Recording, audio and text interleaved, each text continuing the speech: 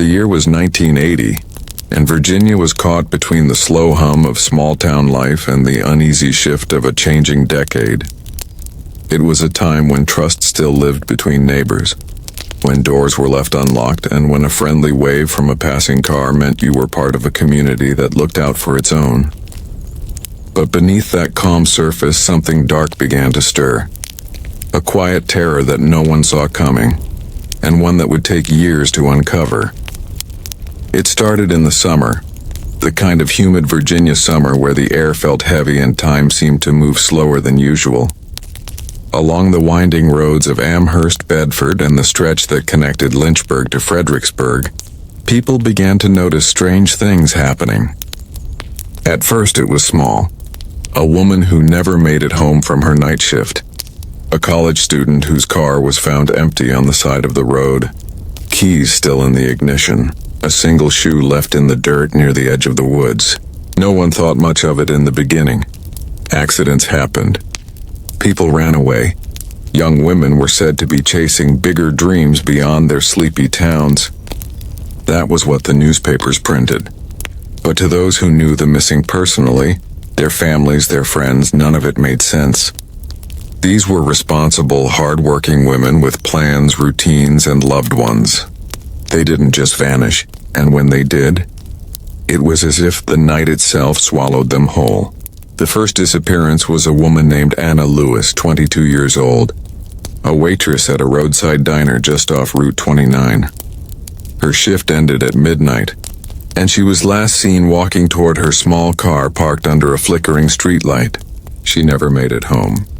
The police took her boyfriend's statement, searched a few wooded areas, and within weeks the case was quietly filed away as no foul play suspected. Her parents refused to accept that.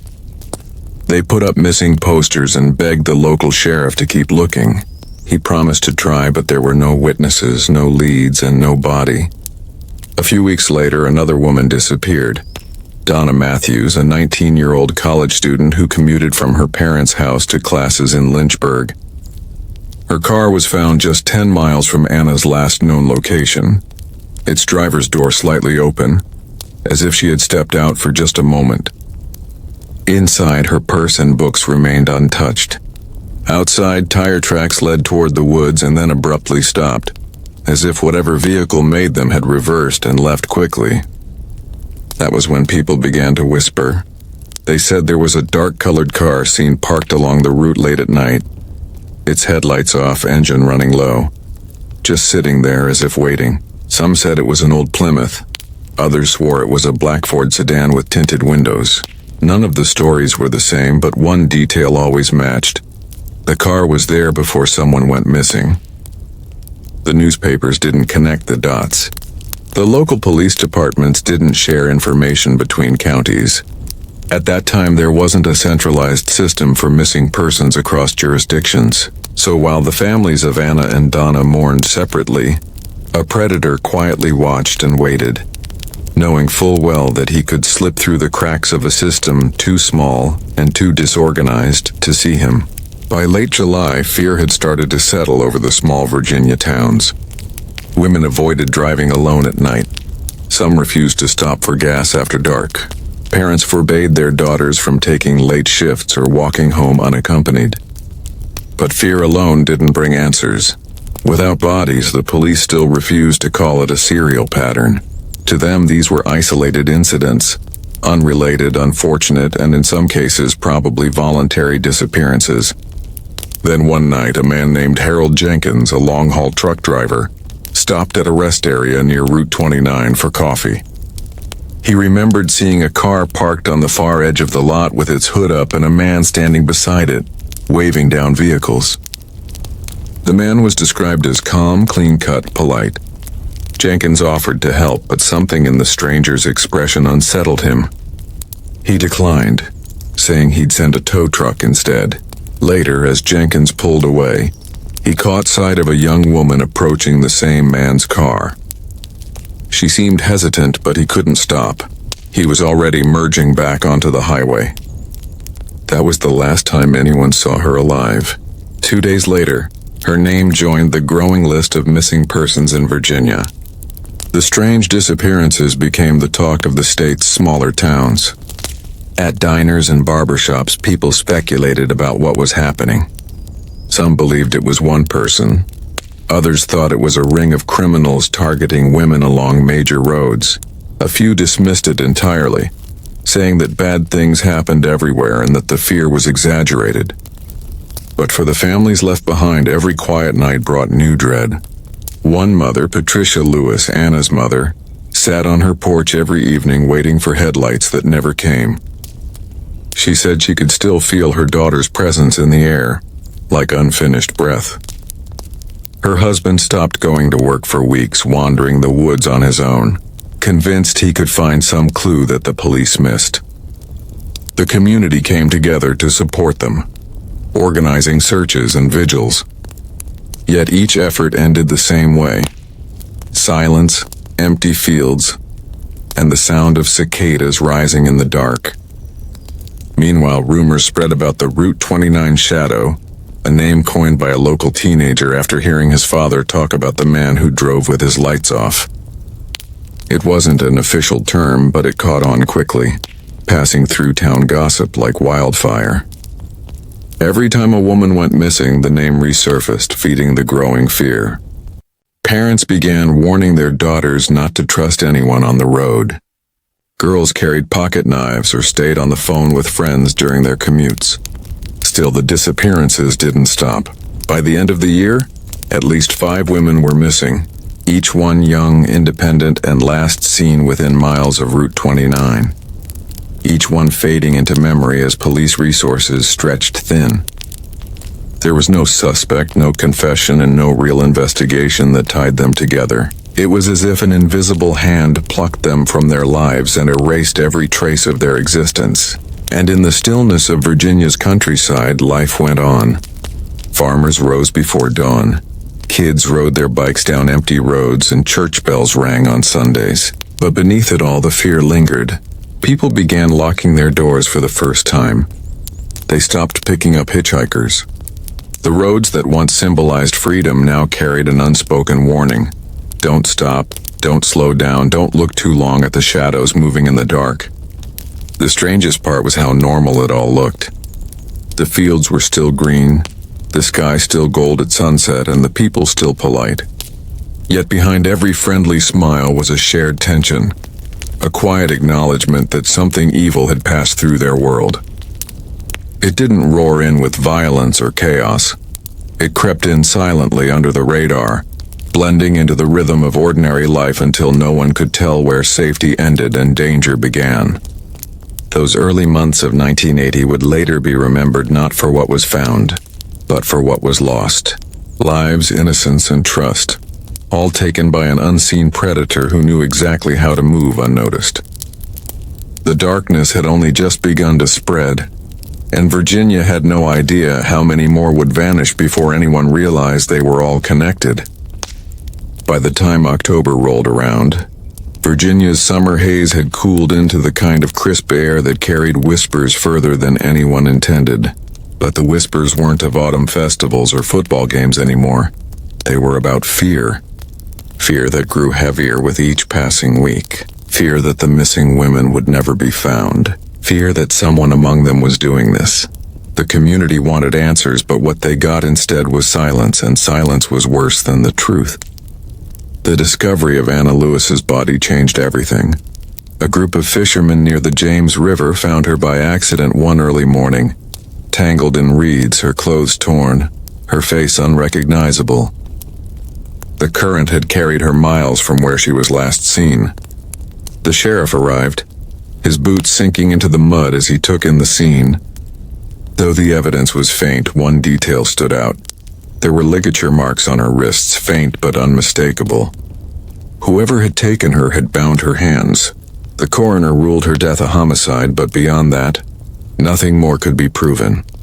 There were no fingerprints, no hair, no sign of a struggle at the original site. It was as if the killer had appeared and vanished without a trace. The news hit the town like a storm. For weeks, people had been clinging to the hope that Anna was still alive somewhere, that maybe she had run away or started a new life.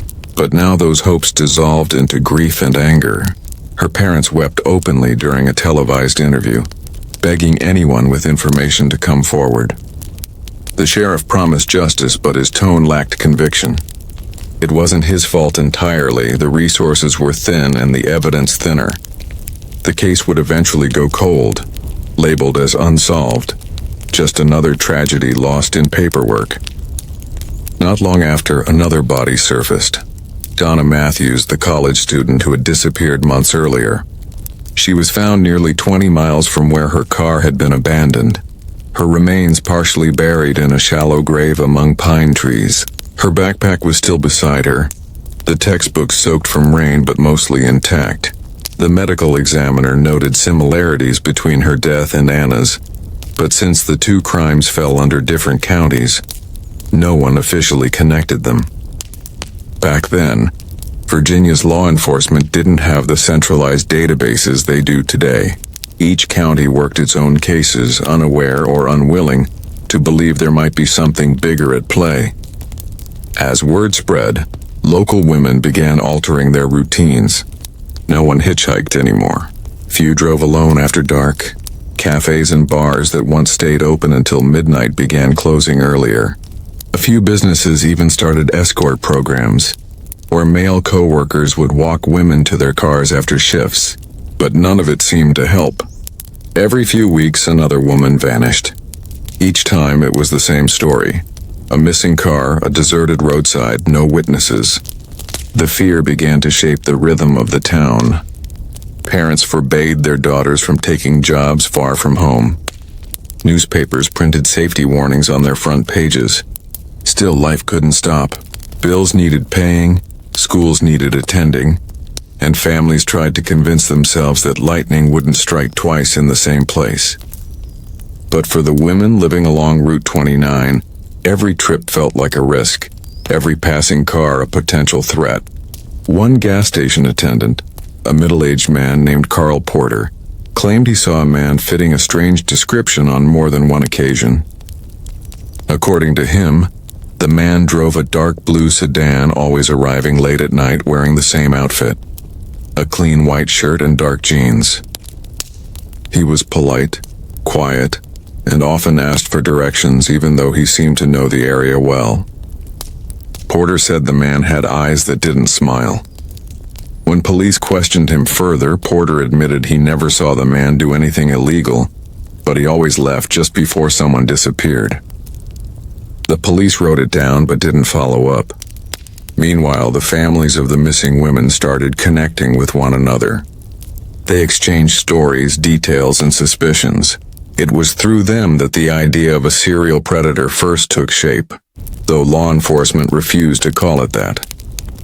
The term serial killer was still new and uncomfortable in 1980s Virginia, something people associated with big cities, not small southern towns. To the authorities, calling it that would have meant admitting they were dealing with something far worse than random crime. So they didn't, they stayed quiet. There was another witness too. A young couple who had pulled over on Route 29 to fix a flat tire one night. They claimed to see a man standing by a car on the opposite side of the road, offering to help a woman whose vehicle appeared to have broken down. The couple thought it was a kind gesture at the time, but the next morning that same woman's car was found abandoned in the exact spot. She was never seen again. When police interviewed the couple, their descriptions of the man were vague. Average height, clean-cut, late 30s, light brown hair.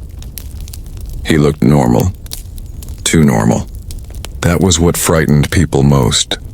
The thought that the person doing this wasn't some monster lurking in the shadows, but someone who could blend in, who might have been standing next to them at the grocery store or pumping gas beside them. The devil, they said, didn't always wear horns. Sometimes he smiled. Weeks turned into months and the list of missing grew longer. Local newspapers ran stories with headlines like, "Another young woman missing near Route 29," and "Police seek clues in mysterious Virginia disappearances." But with no arrest, public frustration grew. Town meetings turned heated. People accused the police of incompetence, of ignoring the signs. The sheriff's department defended itself, saying there was nothing concrete to tie the cases together. In truth, they were overwhelmed and afraid. Small-town departments weren't trained for serial investigations. One night in November, an investigative reporter from Richmond named Claire Benton arrived in Lynchburg to cover the story. She was sharp, fearless, and determined to dig where others wouldn't. She interviewed families, police, and locals who claimed to have seen strange vehicles. Through her reporting, she uncovered something chilling. Every woman who went missing had last been seen near or at a gas station located along the same 50-mile stretch of Route 29. It wasn't coincidence. It was a pattern. Benton published her findings in a front-page story titled, "The Route 29 Predator, Virginia's Hidden Threat." The article caused a sensation. For the first time, people saw the disappearances as connected, and the pressure on law enforcement intensified. Despite the attention, there was still no suspect. The FBI was briefly consulted, but couldn't officially step in without jurisdiction. Local police began setting up roadblocks, conducting random checks, questioning anyone driving alone at night. But the killer was always one step ahead, moving quietly, watching from the dark. Witnesses began reporting sightings of a man at payphones late at night, pretending to make calls or offering help to stranded drivers. But each time police arrived, he was gone. As December approached, fear turned into exhaustion. People were tired of living in constant suspicion. But just when it seemed like things were calming down, a new horror struck. A young woman named Linda Green disappeared on Christmas Eve after leaving a late shift at a diner. Her car was found with the driver's door open, engine running, radio still on. It was almost like the others, but this time there was something new. A set of footprints leading away from the car and then suddenly stopping, as if she had been lifted off the ground. By the end of 1980, Virginia had become a different place. The innocence that once defined its small towns was gone, replaced by a quiet dread. Nobody wanted to believe that evil could thrive in the open, hidden behind everyday smiles and familiar roads. But it did. The Route 29 corridor, once just another stretch of highway, was now haunted ground. Mothers warned their daughters not to travel alone, and even the bravest men avoided the road after sunset. And somewhere out there, the man with the calm smile in the dark car kept driving, knowing that every mile of fear he created only made him more invisible. Nearly 10 years passed before anyone reopened the dusty case files that had come to define one of Virginia's darkest mysteries. The 1980 disappearances, once the talk of every diner and front porch, had faded into near-forgotten history. Life had gone on. New crimes had taken headlines, and those who once swore they'd never rest until justice was served had either moved away, grown old, or lost faith. But one man couldn't forget. His name was Harold Pierce, a retired detective who had worked the Lynchburg beat in the early 80s. He'd been young then, new to the force, and told to stay out of what senior officers considered unsolvable. But even decades later, the cases gnawed at him. The photographs of the victims, Anna, Donna, Linda, still haunted his dreams. He'd kept their files tucked neatly in a box labeled Route 29. When he retired in 1988, he took that box home with him. Harold wasn't the kind of man to let go of things easily. His wife said he carried the past like an old wound that wouldn't heal. On quiet nights, he'd sit in his small study with a cigarette burning low, spreading the old case files across his desk, reading every statement, every report, every forgotten note scribbled by long-gone officers. He wasn't looking for anything specific, just something that had been missed, something small that could bring the puzzle back to life. It was during one of those long nights, sometime in the fall of 1989, that he noticed a pattern buried deep within the reports. 3 separate witnesses from different cases, people who didn't know one another and had no reason to lie, had all described seeing a blue bird-shaped keychain hanging in the missing women's cars. It was such an insignificant detail that no one else had paid attention to it. To most it meant nothing, but to Harold it was a clue, maybe the clue. Because if that keychain hadn't belonged to the women, then it might have belonged to the man who took them. Digging deeper, Harold began tracing old vehicle records, trying to find any connection between the victims and local auto shops or dealerships. That was when he stumbled upon a forgotten name, Robert Klein. Klein had worked as a mechanic in Bedford during the early 80s, then as a long-haul truck driver after that. He'd been questioned once in connection to Donna Matthews' disappearance, but had never been charged. At the time, there was no evidence linking him directly to any crime. His alibi was that he'd been on the road during several of the disappearances. But as Harold compared Klein's trucking logs to the timeline of the victims' last sightings, something chilling emerged. The routes matched. Each of the women had vanished within miles of where Klein's deliveries were recorded. Harold's pulse quickened. He began calling former colleagues, asking for access to archived evidence. Most of them brushed him off, too busy, too skeptical. "You're chasing ghosts, Harold," one told him. But Harold didn't care. He started piecing together his own map, marking each disappearance with a red pin. When he connected the dots, the result was unmistakable. A long, winding path that followed Route 29 like a scar across the heart of Virginia. It took months before Harold could locate Robert Klein. He was still alive, now in his mid-40s, living quietly in a rented trailer on the outskirts of Roanoke. On paper, he looked like an average man. Steady job, clean record, a loner, but not suspicious enough to raise alarms. Harold decided to pay him a visit under the guise of an old acquaintance asking about truck routes from the 80s. Klein greeted him with a polite smile and invited him inside. The trailer was immaculate, almost unnaturally tidy. Every surface was wiped clean, the air faintly scented with lemon cleaner. There were no personal photos, no mementos, except for one thing. Hanging on a hook by the door was a small blue keychain shaped like a bird. Harold's throat went dry. He forced himself to remain calm, exchanging small talk while his eyes darted around the trailer. There was something unnerving about Klein's composure. He spoke softly, never raising his voice, never showing emotion. But when Harold casually mentioned the Route 29 disappearances, Klein's demeanor shifted ever so slightly. His eyes flickered, his smile stiffened, and for a brief second, something cold flashed behind his expression. Then it was gone. That night, Harold returned home shaken but more certain than ever that he had found his man. He immediately filed a report with the state police, urging them to reopen the investigation.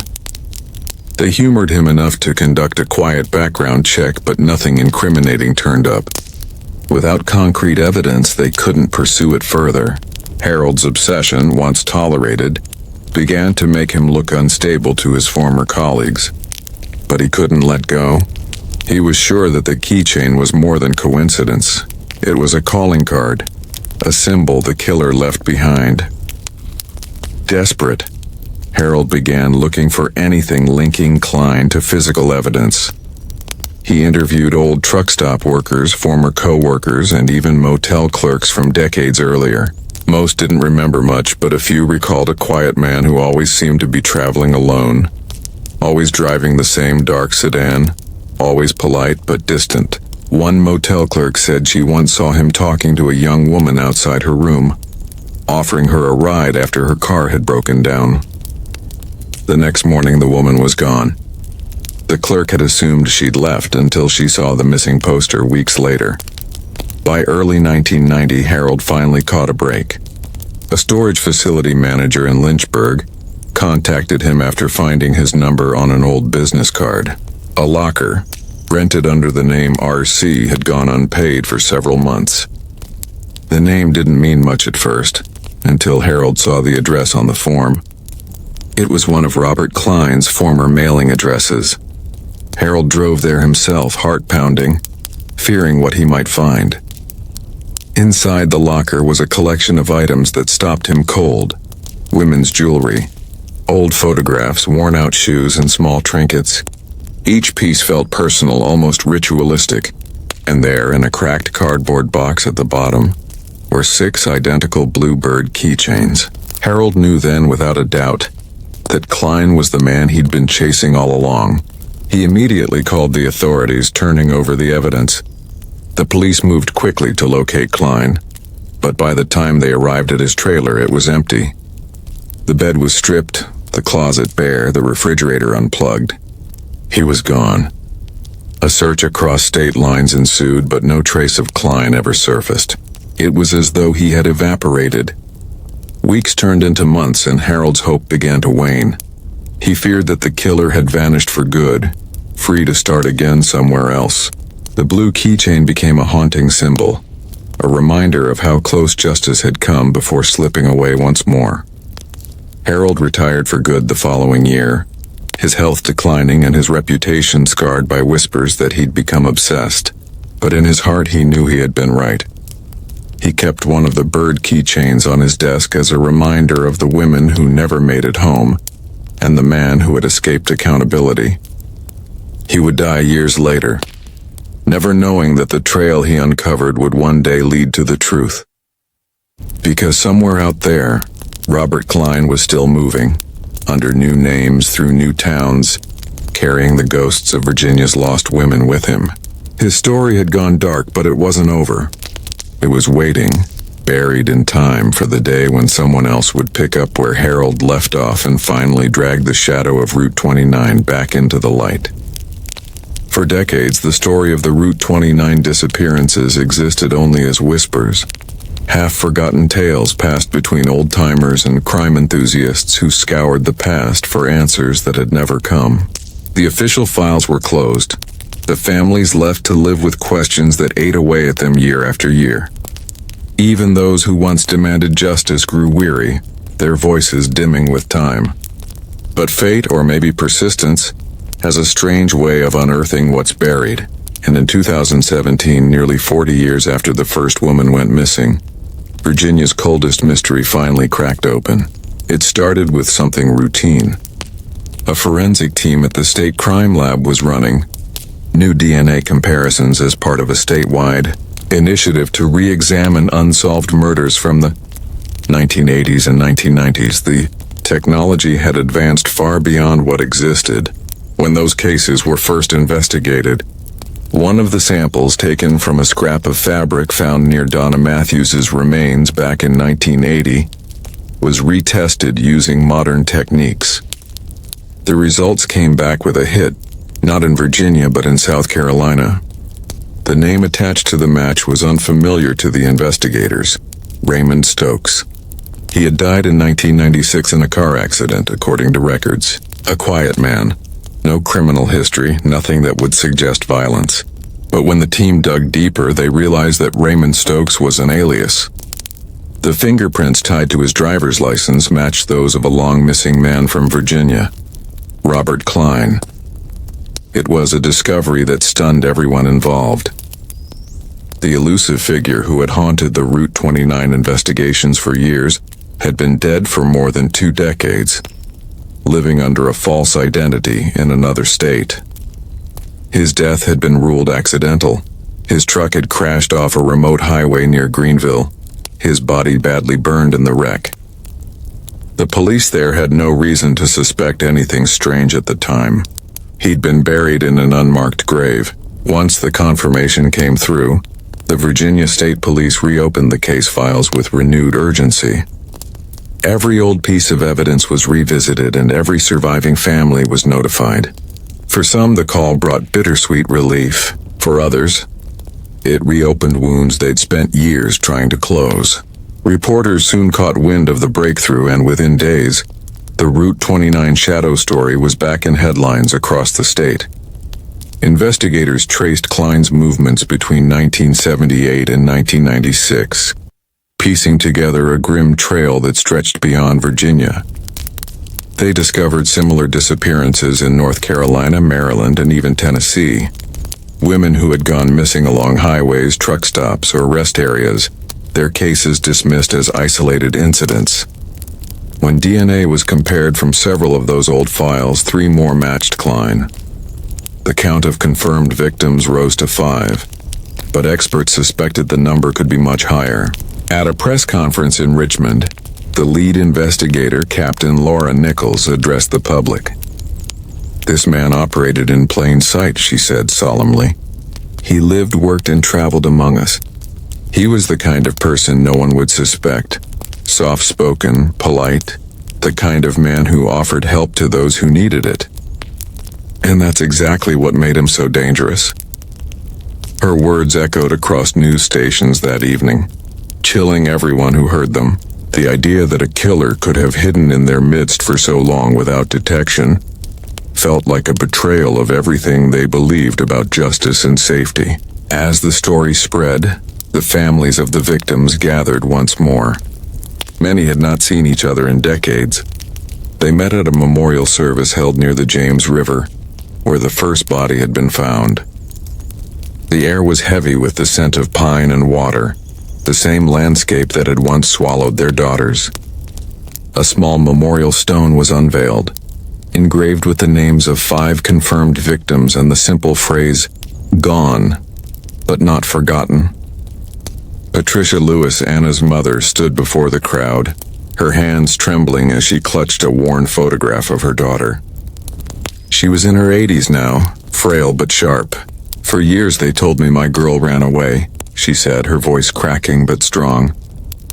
"They told me there was no proof, no connection, no reason to believe it was the same man. But I knew, I felt it. I prayed for this day, even if I wouldn't live long enough to see him punished. He thought he could hide forever. But truth doesn't stay buried. It always comes back." Her words struck something deep in everyone listening. It wasn't vengeance she sought, it was recognition. Acknowledgement that her daughter's life mattered, that the pain she endured wasn't in vain. Reporters captured the moment, and the image of her standing beside the river became the defining photograph of the case's resolution. The investigation revealed even more about Klein's double life. After leaving Virginia in 1983, he had traveled under different names, taking up short-term jobs at auto shops and trucking companies. He rented rooms under aliases, kept no close friends, and paid everything in cash.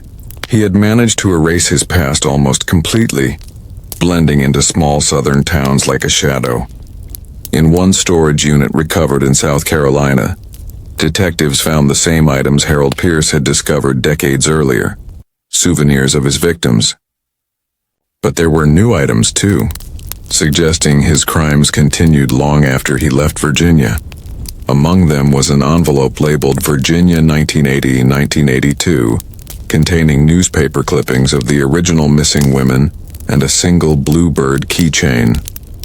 The revelation hit Harold Pierce's family hard when they were contacted by investigators. Harold had died years earlier, never knowing his instincts had been right all along. His daughter, Elaine Pierce, spoke publicly for the first time, saying, "My father gave everything he had trying to find this man. People said he was obsessed, that he was chasing ghosts. But he wasn't. He was chasing the truth. And now that truth has come home." The final case file on Robert Klein concluded that he had likely killed at least 9 women across multiple states, though the true number would never be known. Because of his death, no trial could ever be held, no official conviction recorded. Yet, in the eyes of those who had suffered, the confirmation was justice enough. After decades of silence, the victims had names, their stories had meaning, and the man who stole them could no longer hide behind anonymity. In the years that followed, Route 29 underwent a transformation. Memorial signs were placed at rest stops reminding travelers of the victims, urging them to report suspicious behavior. The local community held an annual vigil, lighting candles for those still missing. And in 2019, a documentary titled The Route 29 Shadow, The Crimes Virginia Forgot, brought the story to a national audience.